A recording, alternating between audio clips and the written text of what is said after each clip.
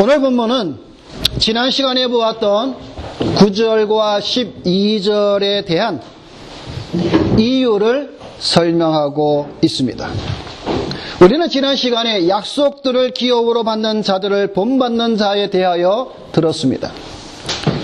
여러분, 우리가 한번 기억을 되살려보면서 그 약속이 무엇이었습니까? 그 약속은 하나님의 구원에 대한 약속을 말하고 있습니다. 이 약속들을 기업으로 받는 자가 누구인가? 아브라함이 약속을 기업으로 받은 사람이라고 말씀을 드렸습니다. 그런데 더 나아가서 이 아브라함뿐만 아니라 오늘 본문의 히브리인들, 더 나아가서 신약시대의 모든 선택받은 그리스도인이라고 우리가 말씀을 들었습니다. 하나님께서 하신 약속에 대해 오래 참고 기다려 기업을 받을 자들이라고 말씀하고 있는 것입니다. 기업으로 받는 이란 이 말은 확실히 소유하다라는 말씀입니다. 하나님께서 약속하신 기업, 즉 구원을 온전히 소유하신 것, 이것을 바로 약속이라는 겁니다. 그래서 바울은 너희 각 사람이 동일한 부지런을 나타내 끝까지 소망의 풍부함에 이르러 게으르지 아니하고 믿음과 오래 참음으로 말미암아 약속들을 기업으로 받는 자들을 본받는 자 되게 하려는 것이라고 말씀을 마무리하였습니다. 왜 우리가 이렇게 믿음으로 오래 참아야 하는 것인가? 그 이유에 대하여서 오늘 본문 13절부터 20절이 대답을 하고 있는 것입니다. 13절에 우리 한글 성경에는 없지만 원문에 보게 되면 접속사로 시작합니다. 왜냐하면 이라고 시작을 합니다.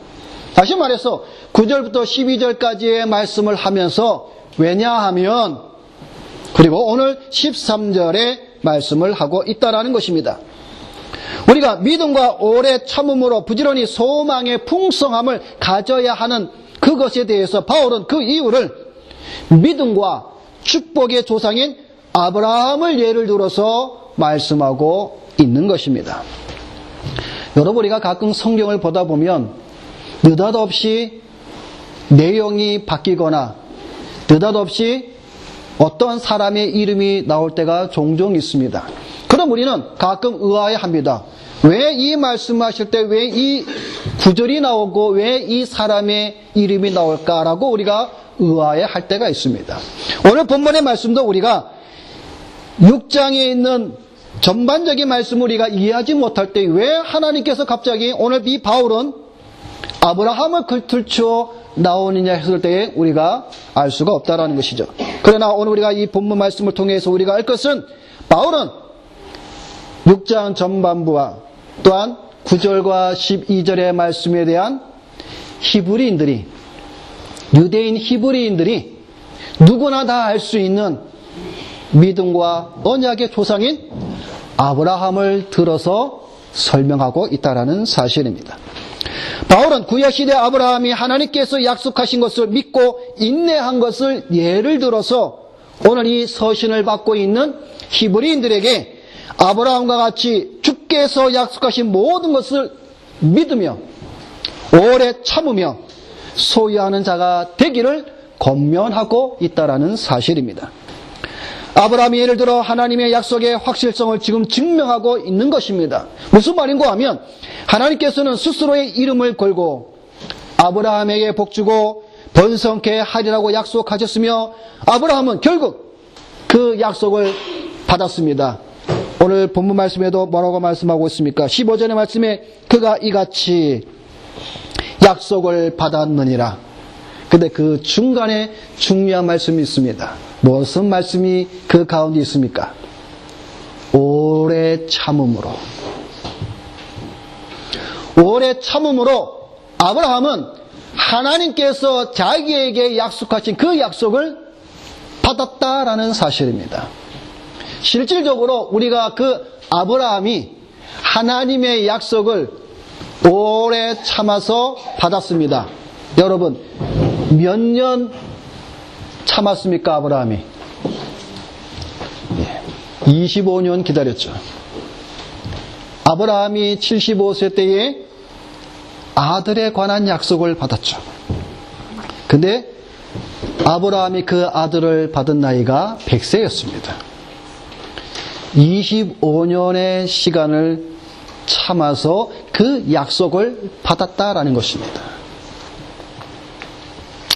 우리는 이 말씀을 보면서 한쪽으로 이것을 우리가 기억해야 할 것이 있습니다. 그것은 제가 이 히브리서 말씀을 드릴 때마다 반복하여 드리는 말씀입니다. 지금 이 서신을 받고 있는 히브리인들의 상황을 우리가 잊지 말아야 한다는 것이죠. 오늘 본문 우리가 이 말씀을 보면서 왜 하나님께서 바울을 통하여 아브라함의 이름을 들어서 지금 왜 히브리인들이 이 말씀을 하고 있는지, 한쪽에서는 지금 히브리인들이 당하고 있는 그 현재의 상황을 우리가 인식하고 이 말씀을 봐야 연결이 된다는 것입니다.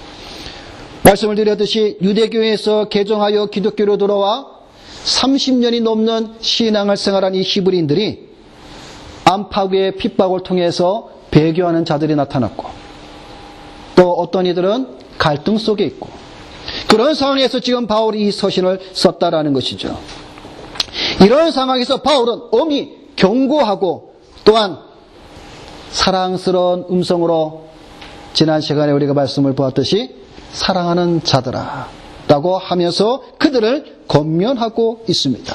그래서 바울은 소망 중에 인내하며 약속을 기업으로 받는 자들을 본받을 것을 권면하고 있습니다. 실제적으로 하나님의 약속하신 말을 믿고 인내하는 것이 얼마나 우리에게 필요한가, 그것을 설명하고 있으며 그것이 또한 쉽지 않음을 우리는 알 것입니다. 여러분, 우리가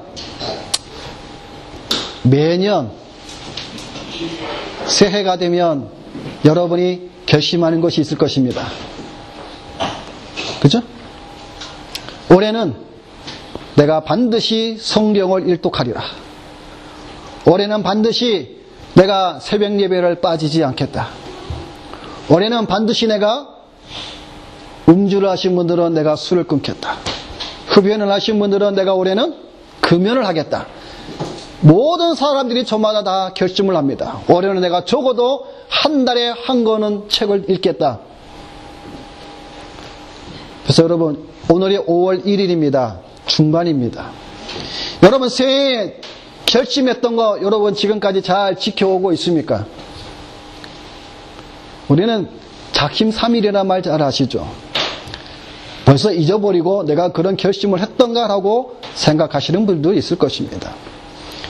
인내하며 오래 참으며 행한다는 것은 사실 쉬운 것이 아닙니다.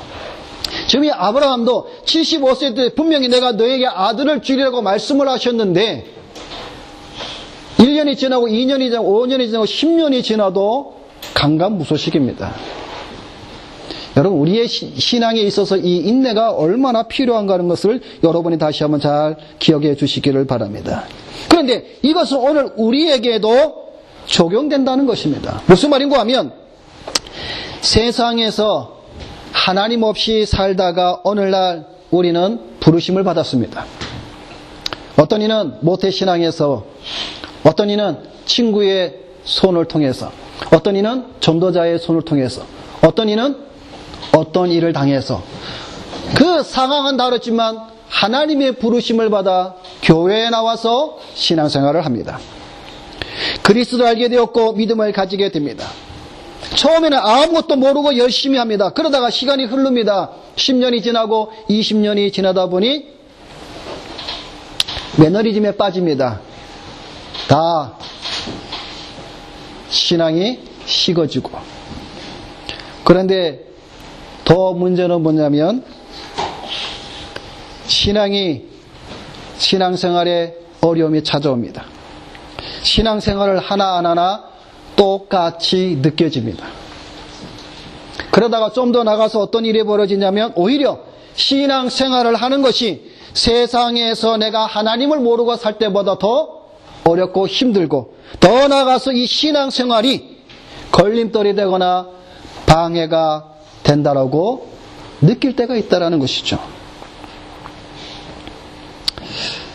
교회를 다니면 뭔가 하나님의 축복이 내 손으로 붙잡을 것 같고 뭔가 달라지는 것 같고 뭔가 더 나아져야 하는데 실상은 더 힘들어지고 어려워집니다.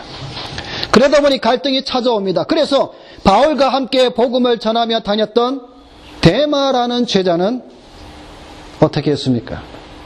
세상으로 다시 돌아갔다라고 성경은 기록하고 있습니다. 바울과 함께 전도할 이 데마는 열심히였습니다. 그러나 그는 다시 세상으로 갔습니다. 믿음과 신앙과 하나님을 버리고 세상으로 다시 돌아갔습니다. 이런 자들이 오늘 우리 주변에도 너무나 많이 있습니다. 지금도 세상으로 돌아가고자 하는 자들이 우리 주변에는 많이 있습니다. 오늘 이 자리에 앉아있는 여러분들은 어떻습니까? 삶은 점점 더 피곤해지고 어려워집니다. 환경은 더 나아지지 않습니다. 이것도 걸리고 저것도 걸립니다. 이웃 때문에, 형제 때문에, 누구 때문에 상처받기도 하고 시험에 들기도 합니다.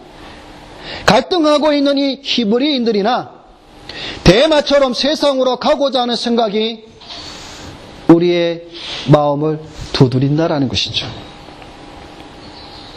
사랑하는 형제자매 여러분, 바울은 지금 히브리인들뿐만 아니라 신약의 모든 그리스도인들에게 믿음과 오래 참음으로 약속을 바라보라고 권면하고 있습니다. 어떻게 해요? 이렇게 살았던, 즉 오래 참음으로, 무엇으로? 믿음으로 오래 참았던 아브라함을 예를 들어 지금 말씀하고 있다는 사실입니다. 동일하게 우리에게도 마찬가지 말씀입니다. 성도 여러분, 우리도 믿음으로 오래 참아 아브라함이 그랬던 것처럼 우리도 그래야 함을 오늘 성경은 바울은 히브리인들에게, 또한 바울은 오늘 여러분에게, 우리에게 권면하고 있습니다. 여러분, 이것은 무엇과 같은지 아십니까? 여러분, 성경에 보게 되면 베드로가 물 위를 걸은 사건을 여러분이 아실 것입니다. 베드로가 어떨 때에 물 위를 걸어갔죠? 예수님께서 물 위에 올려서서 배에 있는 베드로 보고 오라 그랬습니다. 그때는 베드로가 주님을 보고 물 위를 걸어갔습니다. 근데 언제 베드로가 물에 빠졌죠? 그가 흔들거리고 풍랑이는 물결을 볼 때에 그가 물에 빠졌습니다. 여러분, 이것은 오늘 우리가 지금 무엇을 바라보아야 하는 것임을 가르쳐주고 있는 것입니다. 지금 바울의 히브리인들에게 너희가 주변에 배교하는 자들이 나타나고 갈등하고 어려운 가운데 너희들도 풍랑거리는 그 물결을 바라보지 말고 내 앞에 서 있는 그리스도를 보라는 것이죠. 다시 말해서 아브라함이 예를 들어서 아브라함도 믿음과 오래 참음으로 그 약속을 받은 것처럼 히브리인들아, 너희들도 지금 흔들거리지 말고 너희 앞에 너희의 조상인 아브라함이 그랬던 것처럼 그것을 바라보듯이 오늘 신약시대 우리들은 그리스도를 바라보라는 것이죠. 여러분, 사실 그렇지 않습니까? 우리가 현실적인 문제와 어려움을 바라보게 되면 아무리 신앙이 좋은 사람이라도 무너집니다. 시험에 듭니다. 하나님은 아브라함에게 여러 가지 약속을 주셨는데 그 중에서 여기서 말하고 있는 그 약속을 맹세로 확증된 약속을 말씀해 주고 있습니다. 그래서 오늘 본문 말씀을 통해서 짧게 몇 가지 말씀을 드리고자 합니다. 첫째로 아브라함에게 주신 하나님의 약속에 대해서 살펴보도록 하겠습니다. 아브라함이 언급되는 이유, 왜 바울은 아브라함을 들었었을까요? 그가 히브리 민족의 조상이며 믿음과 축복과 언약의 조상이기 때문에 그렇습니다. 이와 더불어 중요한 이유가 또 하나 있습니다. 바울이 아브라함을 여기서 들어쓴 것은 그가 멜기세덱과 관련을 가지고 있기 때문에 그렇습니다.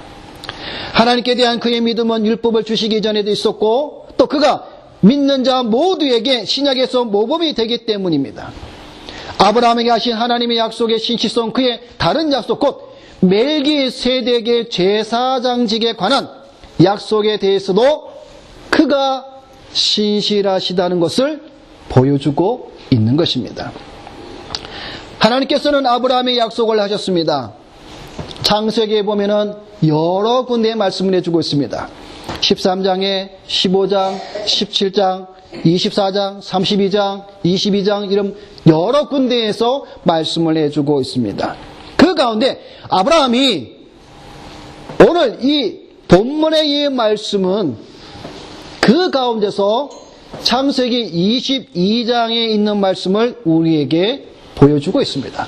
자, 우리 창세기 22장을 한번 살펴보도록 하겠습니다. 구약성경 창세기 22장입니다.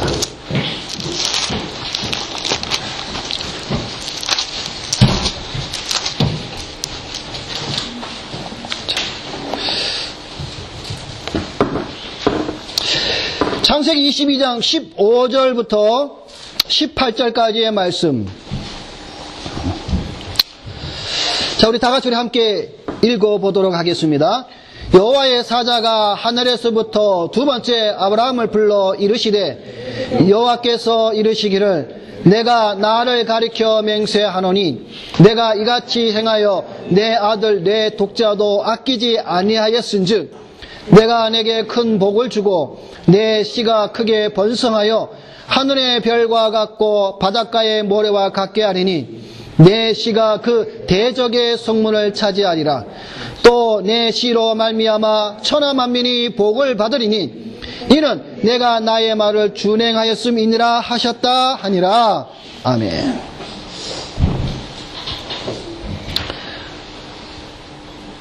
하나님께서는 지금 아브라함에게 약속을 하십니다. 아들을 약속하셨습니다. 자, 그런데 이 약속에는 또 하나의 약속이 들어있습니다. 그 약속은 바로 씨에 관한 약속입니다. 여기서 말한 씨는 아들 이삭을 가리칠 수도 있고 또 하나는 메시아 그리스도에 관한 말씀입니다. 이 약속을 하나님께서는 지금 아브라함에게 약속하고 있다라는 사실입니다. 그래서 하나님께서는 이 약속하신 것에 대한 보증으로 무엇을 하셨냐면 맹세하였다라고 오늘 히브리서에서 말씀해 주고 있습니다. 13절 하반절에 가리켜 맹세할 자가 자기보다 더 큰 이가 없으므로 자기를 가리켜 맹세하여 가로되라고 말씀하고 있습니다. 이것은 우리가 방금 읽은 창세기 22장 15절, 16, 17, 18절의 이 말씀을 가리키고 있는 것으로 문맥적으로는 무엇을 말씀하고 있냐면 여호와는 맹세하고 변치 아니하시리라는 시편 110편 4절의 말씀과 또한 연관시키고 있습니다. 근데 여러분 여기서 중요한 것은 뭐냐면 이 시편 110편 4절은 또한 누구를 거론하고 있냐면 멜기세덱이라는 것입니다. 아브라함에게 주신 하나님의 약속은 근본적으로 아들, 즉 이삭을 약속한 것입니다. 그러나 그 약속은 또한 메시아, 즉 그리스도를 통하여 온 세상이 구원을 받으라는 은혜가 담겨져 있습니다. 우리가 성경을 보아하듯이 아브라함과 사라의 불성실함에도 이 약속은 이루어졌습니다. 하나님 분명히 아브라함에게 아들을 주리라고 약속했습니다. 그런데 아브라함과 사라는 불성실했습니다. 어떤 일을 행하였죠?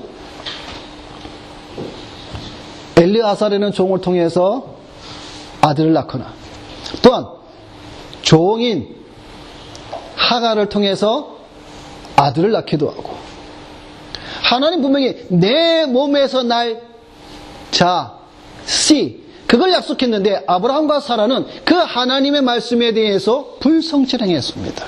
그럼에도 불구하고 하나님은 아브라함과 사라의 몸을 통하여서 약속하신 아들을 주셨습니다. 여러분, 이 사실을 여러분 분명히 잘 여러분이 이해하셔야 됩니다. 이것은 무엇을 말씀하고 있느냐 하면 도저히 이룰 수 없는 불가능한 상황 속에서, 다시 말해서 첫째는 아브라함과 사라의 불성실함 속에서도, 또 하나는 나이 많은 아브라함의 상태나, 또 하나는 경수를 끊어버린, 즉 아이를 가질 수 없는 여자의 몸 사라의 그 죽음 몸을 통해서도 하나님께서는 자신이 아브라함에게 주시겠다고 하는 그 약속, 그것을 맹세하셨기에 그 약속을 이루어 주셨다라는 사실입니다. 이렇듯이 그리스도 안에 있는 구원에 대한 하나님의 신실한 약속도 동일하다는 것입니다. 여러분, 하나님이 우리에게 약속하신 것, 우리의 구원을 이름에 있어서 여러분, 우리가 때로는 불성실하고 때로는 연약하여 넘어지고 쓰러져도 우리에게 향하신 그 하나님의 구원의 약속은 결코 변하지 않는다라는 사실입니다. 오늘 신약시대의 모든 그리스도인들에게도 이 아브라함의 이 약속을 통하는 것을 우리에게 보여주고 있는데 그 의미가 있다라는 것입니다. 하나님의 약속을 확증해 주는 보증으로 맹세함으로 보여주셨습니다. 여러분, 사람들은 맹세를 약속을 확증하는 것으로 생각을 하죠. 오늘 본문 말씀에도 그렇게 말씀하고 있습니다. 맹세를 한다는 것은 반드시 지키겠다는 의지가 담겨져 있습니다. 하나님은 자신의 이 약속을 이루기 위해 자기를 가리켜 맹세하였다라고 말하고 있습니다.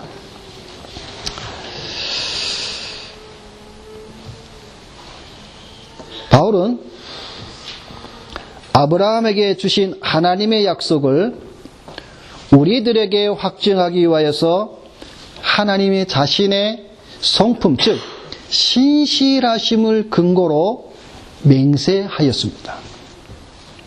자, 그래서 어떤 이는 이것을 이렇게 말합니다. 약속이 실현된다는 것을 보증해 줄 사람이 하나님밖에 없으므로 하나님은 자신을 가리켜 맹세함으로써 스스로 보증이 되셨다라고 말하기도 합니다. 왜 하나님이 자기를 가리켜 맹세하였느냐에 대해서 이렇게 설명을 하고 있다는 것입니다. 또 여러분, 우리가 구약 성경에 보면 이런 맹세를 많이 들어볼 수가 있을 것입니다. 여호와의 사심과 같이 내가 무엇을 맹세하노라. 이런 구절들을 우리가 구약에서 찾아볼 수가 있습니다. 이것은 이스라엘 백성들이 하나님의 이름을 가지고 맹세한 최대의 맹세의 고백입니다. 여호와의 사심과 같이. 마찬가지로 하나님은 가리켜 맹세할 자기보다 더 큰 이가 없으므로 이렇게 자기 약속을 보증하고 자기를 가리켜 맹세한다고 바울은 본문은 말씀해주고 있는 것입니다. 아브라함에게 하신 하나님 약속에서 이처럼 하나님 맹세가 강조되어 있는 것은 더 나아가서 무엇과 더 연결이 되냐면 바로 멜기세덱의 제사장직과 연관이 된다라는 것입니다. 그래서 하나님의 약속도 마찬가지로 맹세로 보증되었던 그 사실성을 가르쳐주고 있으므로 조금 전에 시편 110편 4절의 말씀을 여러분에게 들려준 것처럼 여호와는 맹세하고 변치 아니하시리라 라고 멜기세덱의 반차, 그 반열에 따라서 그리스도가 제사장 쟁짐을 설명하고 있다라는 것입니다.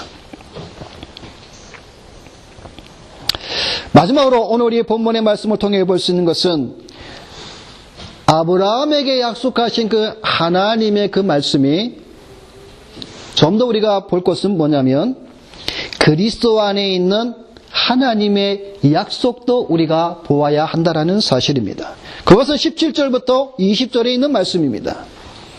다시 말씀을 드리면 우리는 오늘 이 본문의 말씀을 통해서 하나님께서 아브라함에게 아들을 약속하셨구나, 거기에 멈춰서는 안 된다라는 것입니다. 이삭의 출생이 하나님께서 아브라함에게 주신 약속의 성취라면 여기서 우리는 더 한 발짝 나아가 메시아이신 그리스도의 탄생은 이삭을 통하여 아브라함에게 주신 하나님의 약속이 이루어진 같이 또한 성취될 것을 우리는 볼 수 있어야 한다는 사실입니다. 하나님께서 아브라함에게 아들 이삭을 통하여 수많은 자손들을 이룬 것을 성취하셨다면 아브라함에게 하신 하나님의 더 큰 약속은 메시아이신 그리스도로 말미암아 수많은 하나님의 백성들이 그 앞으로 오게 됨을 또한 그것이 성취될 것을 보아야 한다는 사실입니다. 바로 여기서 이 사실을 하나님이 거짓말을 하실 수 없는 두 가지 변치 못한 사실을 들어서 증거하고 있습니다. 두 가지 변하지 못할 사실, 여러분 이것이 무엇입니까? 그것은 하나님의 맹세와 하나님의 약속을 가리킵니다. 무슨 말입니까? 맹세를 하신 하나님은 반드시 지킬 것이라는 것과 약속은 반드시 이루어지리라는 것을 말합니다.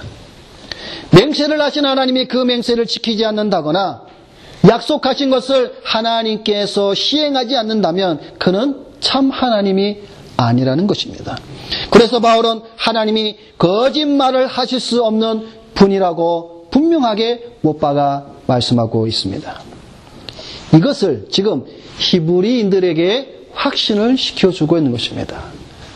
하나님은 거짓말을 할 수 없기에 맹세와 약속은 반드시 지키기에 너희가 지금 배교의 상황 속에서 어려운 상황 속에서 있는 너희들은 흔들리지 말고 부지런히 믿음과 오래 참음으로 그 약속을 바라보라고 권면하고 있다는 사실입니다.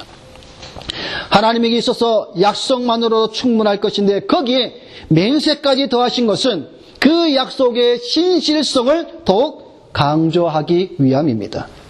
그리고 이처럼 하나님의 신실성을 강조하는 것은 우리로 하여금 큰 안위, 즉 위로를 받기 위해서임을 오늘 본문은 말씀하고 있습니다. 그래서 18절, 19절에 뭐라고 말씀하고 있습니까? 소망을 얻으려고 피하여 가는 우리로 큰 안위를 받게 하려 하심이라. 우리가 이 소망이 있는 것은 영혼의 닭 같아서 튼튼하고 견고하여 휘장 안에 들어가나니 말씀하고 있습니다. 여러분, 약속은 소망의 닷입니다. 영혼의 닷이라는 것이죠. 이 소망이 튼튼하다라고 말씀하고 있습니다. 또한 이 소망은 견고하다라고 말씀하고 있습니다. 튼튼하고 견고하기에 그 소망, 그 약속은 결코 깨어지거나 미뤄지거나 연기되거나 사라지지 않는다라는 것입니다. 근데 여기서 여러분, 우리가 마지막으로 좀 더 우리 하나 볼 것은 튼튼하고 견고하여 그 다음에 무슨 말씀이 나옵니까? 휘장 안에 들어가나니. 여러분, 이 말씀이 무엇을 의미하는 걸까요? 휘장이라는 말은 무슨 말인가 하면 커튼이죠. 커튼. 자, 여러분, 이것 우리가 이해하기 위해서는 우리는 무엇을 떠올려야 되겠습니까? 성막이 생각이 나야 됩니다. 휘장 안에 들어간다라는 말이 무엇입니까? 만약 이 말씀이 없다면 앞서 말한 소망의 튼튼함과 견고함은 무의미해집니다. 이 문구의 뜻을 명확하기 위하여서 우리는 다음과 같이 이렇게 의역해서 살펴볼 수가 있습니다. 우리 영혼에 닫힌 우리의 소망은 성소와 지성소를 구별하는 휘장에 들어가서 그 신성한 장소에 거하시는 그리스도 안에 계신 하나님께 그 닻을 고정시키는 것이다 라고 말할 수가 있습니다. 그래서 이 부분에 대해서 우리 칼빈 선생님은 이렇게 글을 쓰고 있습니다.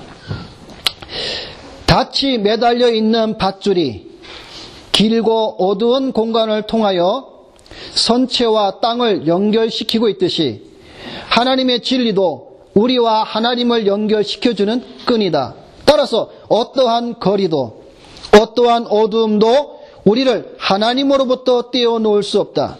그렇게 해서 하나님과 연결되고 나면 비록 폭풍이 계속 불어 닥쳐도 우리는 파선을 당하지 않게 될 것이다. 그래서 그는 이 닻이 튼튼하고 견고하다. 혹은 안전하고 확고하다고 말하고 있는 것이다. 라고 설명하고 있습니다. 여러분, 닷 알죠? 우리 학생들 닷 알죠? 닷, 앵커. 그죠? 배가 부둣가에 와서 흔들리지 않고 떠내려가지 않고 잘 안전하기 위해서 닻을 내리죠. 그 닻의 길이가 오늘 여기 있는 것처럼 뭡니까? 그 밧줄이 길거나 또는 어둡거나 상관이 없이 그 닻이 바닷속 바닥에 잘 박혀 있으면 그 배는 안전하다라는 것이죠. 이와 마찬가지로 진리의 가운데 있어서도 저와 여러분들이 이 세상에 아무리 풍랑이 일고 바람이 불어도 우리가 가진 이 닷을 하나님의 진리에 그리스도에게 그 닷을 내려놓은 자들은 안전하고 흔들림이 없다라는 것이죠. 그래서 이 소망의 닷이 우리에게 큰 안위가 된다라고 말씀하고 있는 것입니다. 자, 그럼 여러분, 휘장 안에 있는 것이 뭐가 있을까요? 휘장. 성막 가운데서 가장 중요한 곳이 어디입니까? 지성소죠. 여러분, 지성소에는 무엇이 있습니까? 하나님의 법궤가 있습니다. 그 하나님의 법궤 안에는 또 무엇이 있습니까? 십계명과 만나를 담은 항아리와 아론의 쌍난 지팡이가 있습니다. 이것 다 모두가 하나님의 말씀을 가리키죠. 그리고 그 하나님의 법궤, 그 하나님의 법궤 위 뚜껑을 뭐라고 말하고 있습니까? 속죄소, 시온소라고 말을 합니다. 그러니까 오늘 이 휘장 안에 있는 것, 즉 이것은 지성소를 가리킵니다. 그런데 이 지성소 안에 누가 들어갔다라고 말씀하고 있습니까? 그리스도가 들어가셨다라고 말씀하고 있습니다. 하늘의 지성소, 거기에 우리 주 예수 그리스도께서 높은 곳에 계신 위엄의 우편에 앉아 계시기 때문에 우리의 소망이 바로 거기에 있다라는 것입니다. 예수님이 그곳에 계신다는 것은 우리의 소망에 대한 하나의 강력한 증거이기도 합니다. 아브라함은 그의 소망을 하나님의 약속과 맹세에 두었습니다. 마찬가지로 오늘날 우리 신약시대 우리 모든 성도들은 우리의 소망을 어디에 두어야 합니까? 하늘의 지성소에 들어가 계시며 보호자의 우편에 계신 그리스도에게 두어야 함을 말씀해 주고 있습니다. 우리는 그리스도의 승기에서 그의 약속이 성취된 것을 우리는 보았기에, 그러므로 우리는 우리의 가진 이 소망이 튼튼하고 견고하다는 사실을 우리는 잊지 말아야 됩니다. 무엇에 대한 튼튼함과 견고함은 소망입니까? 바로 구원에 대한 이 약속이라는 것입니다. 말씀을 맺겠습니다. 하나님의 약속이 보증이 된 이 맹세로 된 그 구원, 그 약속들은, 그렇기 때문에 성도들은 부지런히 믿음과 오래 참음으로 소망으로 굳게 잡고 있어야 합니다. 그래서 14절의 본문 말씀에 보면 내가 반드시 너를 복주고 복주며 너를 번성케 하고 번성케 하리라는 이 약속에 대한 하나님의 맹세가 아브라함에게 이루어졌듯이 오늘 우리에게도 그리스도를 통하여서 우리에게 주어진 이 은혜와 축복들이 우리는 사라지는 연기와 안개가 아니라 소망의 영혼의 땅같이 튼튼하고 견고한 진리임을 우리가 더욱더 분명히 고백해야 될 것입니다.